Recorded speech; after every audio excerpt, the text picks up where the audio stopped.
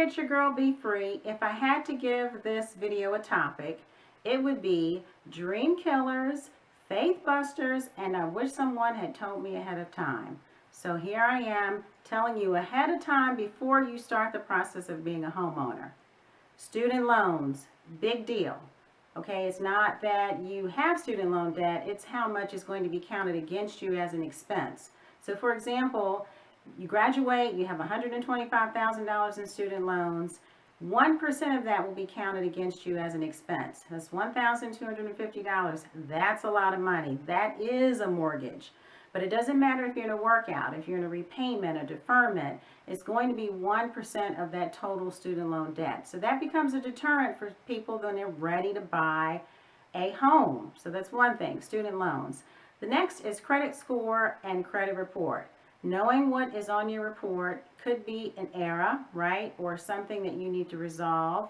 And you need time to work those things out. So it's always a good idea, sooner rather than later, to know what your score is, to check your report, and give yourself time to rectify what is on your report. Length of time on a job. And this usually comes into play with people that are looking for a part-time job, or they have a part-time job and they're like, okay, I have more money coming in, yes. But that money, additional monies for that part-time job, is not going to be counted for you until you've been on that job at least 2 years. Speaking of jobs, now if you are a 25-hour-a-week employee, which means the job is only required to give you 25 hours worth of work, doesn't matter that you pick up additional hours. Doesn't matter that the entire time you've worked 45 hours with your overtime and other shifts that you've picked up. When that income verification goes into your employer and it's coming back at 25 hours, well, now that's impacting your income because it's only going to be based on your position, your 25-hour-a-week position. So keep that in mind. Speaking of part-time work and full-time work, it doesn't matter even if that job is a primary job, you need to show where you've been on that job for at least 2 years. Now, there are always a few caveats here. It could be that you have been in the industry for much longer and maybe the job shorter.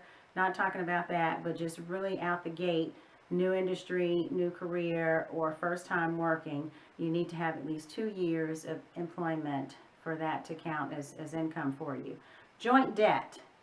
If you co-signed for someone, a child, a cousin, a sibling, well, that debt is going to be counted against you. And you're saying, well, I don't pay for it. I'm not responsible for it. In essence, you're jointly responsible for it, because if that person doesn't pay, guess who's supposed to pay? You are. With that being said, it's going to be counted as an expense. So know and keep those things in mind. That comes into play too with separations, divorce. So you have this joint debt and you're no longer together. Well, that debt is still together and it's going to be counted against you as an expense. Not filing your taxes is a big thing too. And you need to, of course, have a copy of your taxes, but the lender's going to order transcripts. So that means let's match what you have reported and what you have copies of with what has been submitted to the IRS. So that check and balance better check out. Speaking of taxes, this is more so for my self-employed individuals. They're so excited about writing everything off, writing everything down, reducing that tax liability, and that's great. But reducing that tax liability means now you have less income. You're not going to qualify for more because you have more income. So you can't have your cake and eat it too. You can't write everything down and show little income, but qualify because you have lots of income. It's one or the other.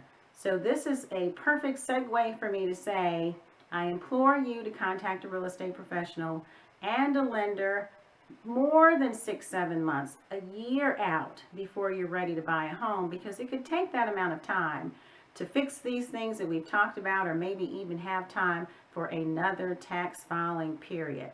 So it's your girl Be Free, just giving you information to make you armed and dangerous. Don't forget to like, share, subscribe, and give me information about topics you'd like to hear so I can bring you more information on Wealth Wednesdays. I look forward to seeing you next week. Have a great day.